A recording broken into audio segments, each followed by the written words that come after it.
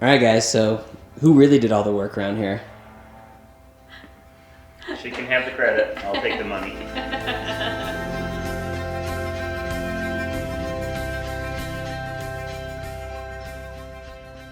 My brother Sam and his girlfriend Veronica have been dreaming about this 1902 homestead for years, but the problem was it was abandoned, it wasn't for sale, and so they had to do a lot of research and Facebook stalking and finally found the owners who lived out of state and were able to negotiate for this 7-acre property that includes a farmhouse, lots of outbuildings, and what's going to be our focus is this huge barn, 6,000 square feet, built in 1920, that we're going to make into Idaho's premier wedding venue.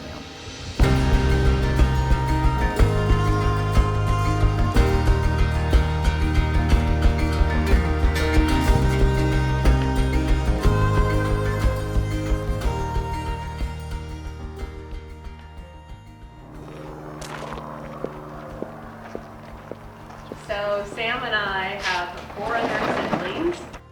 Sam is the second oldest, I am the 4th, and there's a bunch of kids intermixed in there. And we both kind of were introduced to construction from our mom, remodeling houses as we grew up. Okay, come upstairs first, that's where Sam likes to start the tour. So this is the loft area of the barn. It's about 3,000 square feet. As far as the structure of this area, it was all in pretty good shape. The beams are all original. We didn't have to mess with that too much. The biggest thing that we did was replace the floor, just to put in a stouter floor for 200 people to be able to dance up here and jump around. But we were able to salvage all the wood that we pulled off the floor by putting it on the walls. Repurposing the floor, when you repurpose anything, it's going to be a ton of work, but we wanted to keep as much of the original character as we could. So every board had a million nails to pull. Then we had to use the back side of the board, and it had lines where the floor joists were.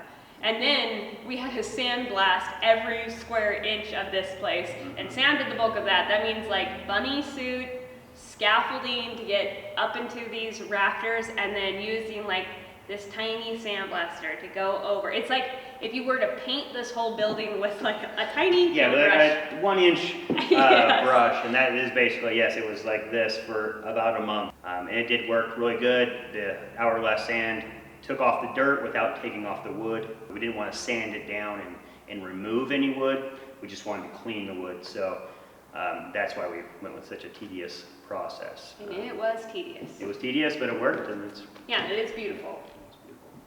We didn't want to ruin any of our aesthetics by putting in a bunch of big venting above us and or outside.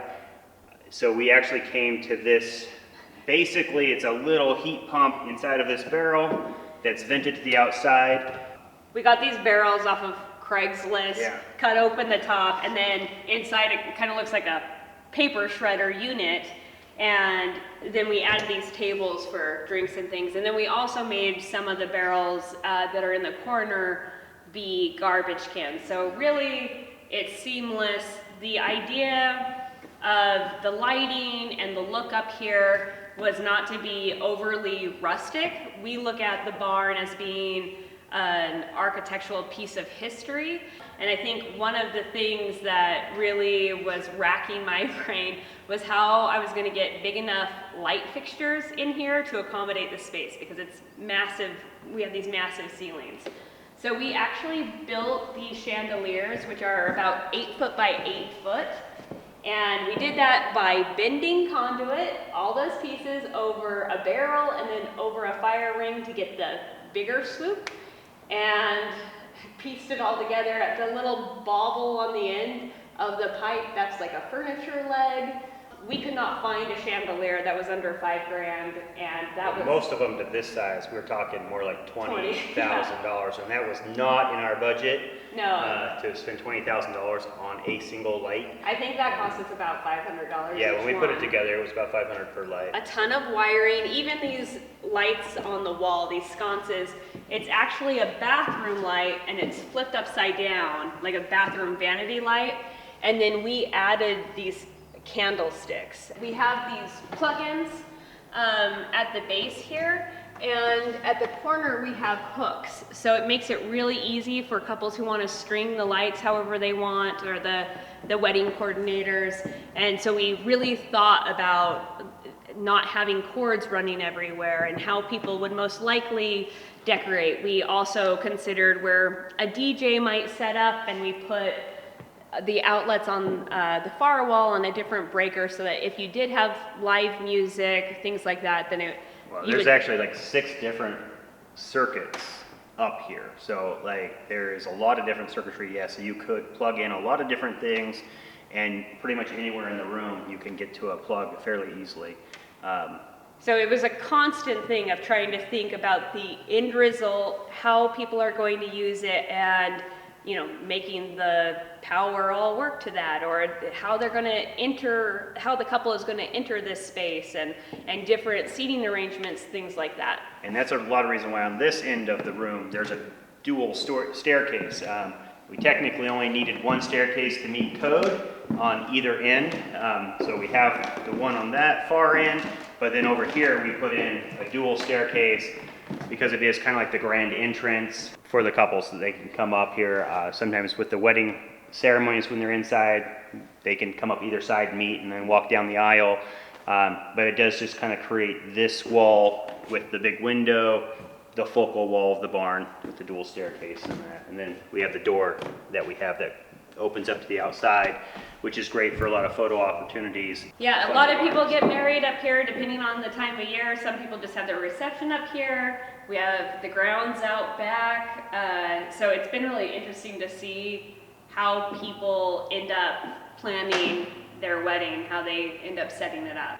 And I think the window is just the best decision we made. I think it's so beautiful. It's just made with 2x6s. We basically built a grid, and as we got our frame up, Sam and I used that as basically our ladder. So we just kind of were crawling all over there, and then sandwiched glass between 2x2s. Yeah. 2x2s. Yeah, it's 10 feet wide essentially, and a little bit over 10 feet tall. Yeah. Okay, let's show you downstairs where our suites are. So one of the biggest projects for me was the staircases. Because we converted this to a commercial building, the codes for staircases are very specific and very small tolerances. So us putting in multiple staircases, they have to all be certain dimensions. They have to be perfect. Yeah, they have to be 4 foot wide. They got to have hand railings coming down everywhere. They have to end it certain ways. Their tolerances between steps is just so minuscule, so almost none. Yeah. This floor here is concrete. This is the original slab, and we just had it stained, which has held up pretty good. It's like a low maintenance. Yeah, it was a lot. I mean, same with upstairs. We had that floor stained, and it is a soft wood. And like this, we just had the original concrete floor stained, and then they got beat up, but that kind of works for us because we want it to fit in with the 100-year-old building. So a nice soft pine wood upstairs gets beat up, but it looks right because it's hard to tell that it's a new floor. And same with this, it's been stained. We could restain it. We could restain it every year. But we actually want it to look a little bit more rough so it fits in with the rest of the building. So these light fixtures down the hallway, and all that was added. Obviously there was there was just one light bulb down here. Had to wire through a huge block. That's not fun. Yeah, I mean these are very large beams, so trying to get a wire to come into it and out of it was tricky, but we were able to get that done. And then there's these big beams here that's basically holding up most of the way to the barn. Also, where we have our walls here, that was corrals or stables. Yeah, it was everything on either side was a stable, and then out here into the hallways was a feeding troughs for those stables. A lot of people think that these are the stable doors, but they're not. We built those from scratch. Yeah. So we did build all the walls, put all this wood's all salvaged from other buildings on the property we had a few that fell down in the winter, and then we had some other ones that we had to take down. So we salvaged most of this wood, did the same thing we did upstairs, we sandblasted it. We also salvaged the hinges, which are really rad. from different buildings that we ended up having to take down, different gates and things like all that. the gates, So all the corrals had we've these got big- really awesome hinges that we just spray painted. And then we took one of the old doors and we modeled these doors after how they built those ones. So Yeah, the original door is in the bridal suite that goes to the outside, and we just reverse engineered that, and we built it exactly how that door was built, bigger, you know, but and repeated it a bunch of times. A lot of times.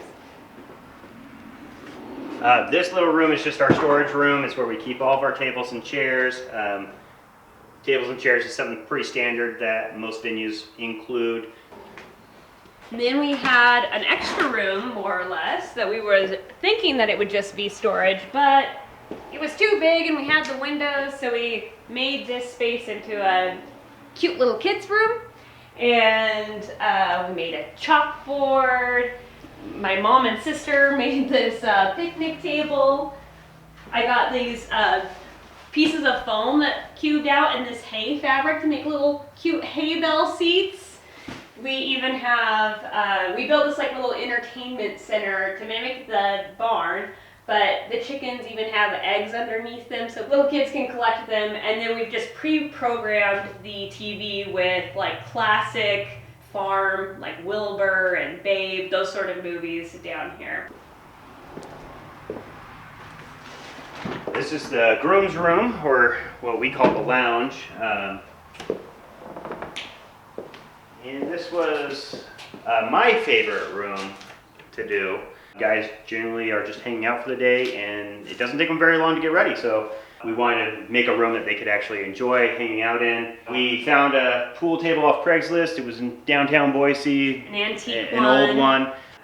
One of my favorite things that worked out in this room is, so all this tongue and groove is salvaged as well, but we were running out of long enough pieces. So actually the tongue and groove goes to here and it restarts here because we didn't have enough long ones. And so this drink shelf was basically designed in order to make the tongue and groove spread out this far. And then Veronica's dad had all these cool posters, and these are from the Nampa Rodeo? From the Snake River Stampede, which is a rodeo that's been around for forever. Our dad has been to quite a few of these different, like he'll come in here and like, oh, I went to that one and I went to that one, you know, back in the 60s, you know.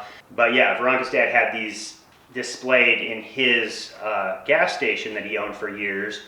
He had since retired and sold the gas station. So he had all these in his garage. So we swiped them. Yeah, so we went in and grabbed a few. Yeah, and then on the back wall, we have this bench, church pew, which fits, and then the hooks on the wall for the suits. It's also, you know, a great photo opportunity to have all the party there. Also with all these windows, they're original, and we ended up just frosting them, so it lets all the light in, but gives you privacy. We added a dartboard, and a table that turns over to a poker table. And we have the TV, which sometimes people miss, but yeah, we just framed it in with old barnwood. But one of the coolest things is this cabinet, which was original when we got the property. This cabinet was here. And the last people to really live here, he was a vet in the area, and he ran some of his vet business out of here at one point. And this cabinet, from what I've gathered from his family, was used for, he could lock up his medicine that he kept in here. So we decided to convert it into a different type of medicine, but a nice little liquor cabinet. Basically just mirrored the back, took some of the rough wood that we had to make a couple shelves, and then filled it with all the necessities. Yeah, this is our bridal suite. One of the observations that I had made, like from traveling with a bunch of girls, going to weddings and stuff, is that usually the get ready room is just, you know, filled with bags and your stuff is just exploded. So we built this bench with these cubbies so you could put your purse, your other shoes, you know, your other clothes that you changed into there. It also gives a lot of seating, Yeah. which is important, you know, because there is typically quite a few girls in this room. Yeah, and coming in and out and stuff. And then I built this dressing screen from scratch. So it's like MDF. I went and found these pieces and I kind of laid them on the MDF, made my shape. used some trim and had mirror cut. And then we also wanted to make a way for people that did want privacy when they're changing. And so we added this curtain that they can, you know, have a pretty good size changing room. Again, trying to think of larger dresses and trains and having space for that. And we didn't forget about the gals and drinking too. So their glassware is in here. Another thing that we try to think of is all the things that you might need for your day or that maybe you forgot. So we have like Visine and hem tape and safety pins and all of those things so that, you know, the maid of honor is not driving to Walgreens last minute. So we keep all those in both rooms as well. This fireplace mantle came out of the farmhouse, and it's so beautiful, hand carved. The house was originally built in 1901. I am fairly certain this was the original mantle that was on the fireplace in the house. Also, I did so much Craigslist thrifting and going to thrift stores for our furniture because I didn't want everything to feel new. It needed to have a soul. If we weren't building it, it's basically used, so, and refinished. So we got this guy that we completely refinished. The coffee table we refinished and then had a piece of glass cut for. Even the sofa we had, and we had it reupholstered, and it was all a like it was a nice wood. 90s like floral print and which is cherry really wood. typical for Yeah. this style of couch. And this fabric I got from LA, and then deciding to finish it all this like patinaed silver color, I think looks really nice. And then the back wall is the get ready wall. And so we wanted to have a space that had natural light, so it's by the window. Again, we wired this on a separate breaker so that there's multiple plugs through here. yeah, lots of plugs here so that you can have all your styling irons and nothing's gonna blow a breaker. Well, I know another decision was putting these plugs above the counter. Yeah. There's quite a few places where even if they have plugs, they're below a counter, or they're like standard plugs where they're lower, and it makes it really hard to use. Your curling iron is rough. When you're doing all your stuff right up here, so. Yeah, even the ladder came from the property. The ladder was actually on the wall for an access to the roof. So we cut it down, but it was the original ladder that was on the wall, you know, so they could just climb up it to access an opening. One other really cool feature about this room that worked out was this door. So this is what we mentioned earlier, the door that we patterned all the other doors off of. It's this original door to the barn. So we just figured out how they built this one and built all of our other doors based on this one so that they'd all fit the time period. But if you step out here, we have this little patio. But this is the access to the women's restroom, which works out really nicely because, especially with the bride and the bridesmaids not wanting to be seen, they don't ever have to go out into the hallway. They can always just step out here, which is very secluded and private, and go straight into the restroom, which just makes a huge difference for them. They don't have to have everybody clear the hallway every time, you know. Yeah, if she's wanting to be traditional and not be seen before she walks down the aisle. So this hallway leads back to what do we call it, like the hog pen?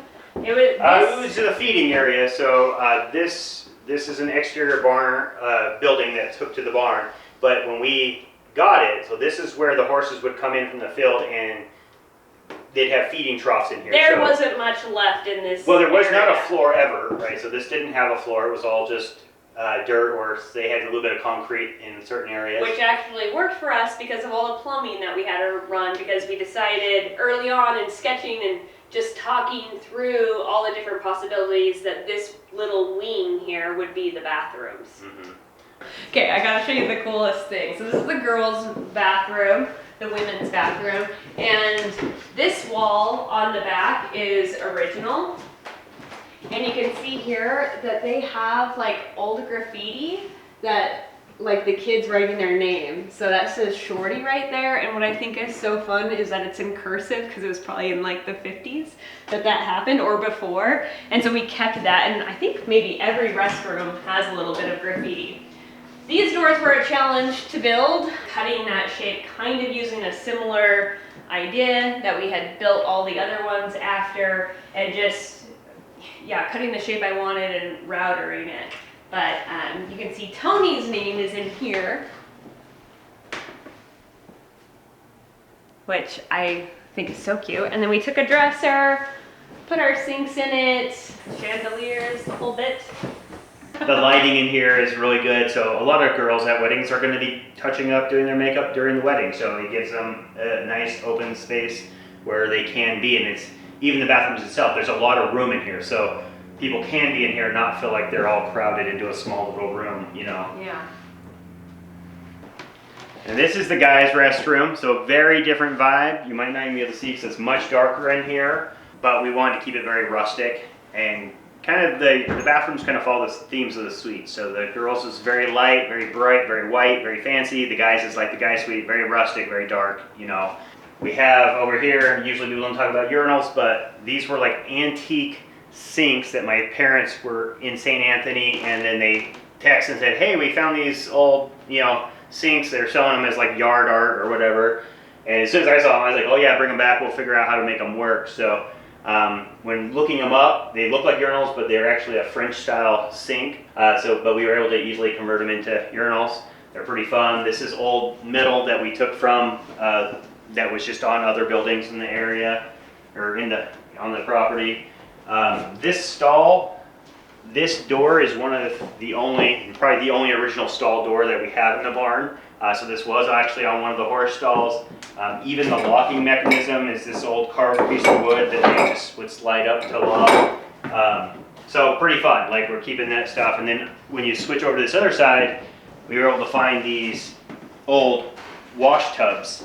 And it's actually two separate ones. One's a double, one's a single.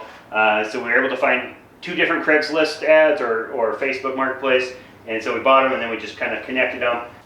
And then out this way, this is part of our property. So we have a hay field out this side. And then this is our other barn. Approximately 1,000 square feet of covered area so that people can have a lot of times cocktail hours and stuff out here, or dancing during outside receptions. So when we come around this side, we did add a fire pit area over here that we enjoy using. We actually don't allow the events here to use it as a fire pit. It is the smoking area, so it has some seating, a place that they can hang out, but just too much liability with fires. So, and then out in this front field, on the front end of the property, is where we do all of our parking, is out here. So we can hold about 80 cars in our field, but we also have access. If you just follow the sidewalk down, we have a gate into the school parking area, and they have given us a shared agreement there. So we can park over there if we need to, but usually we just utilize our own field, and that kind of takes care of it. And then the rest of the property out front is where we live. So we do live on site, so my wife and I and my kids live in the big house over there in the maid's quarters. Sam fell in love with this property, and so we started brainstorming ideas of how this property could be an income property where they could afford their dream house and have this business. And I think that's when we came up with a wedding venue.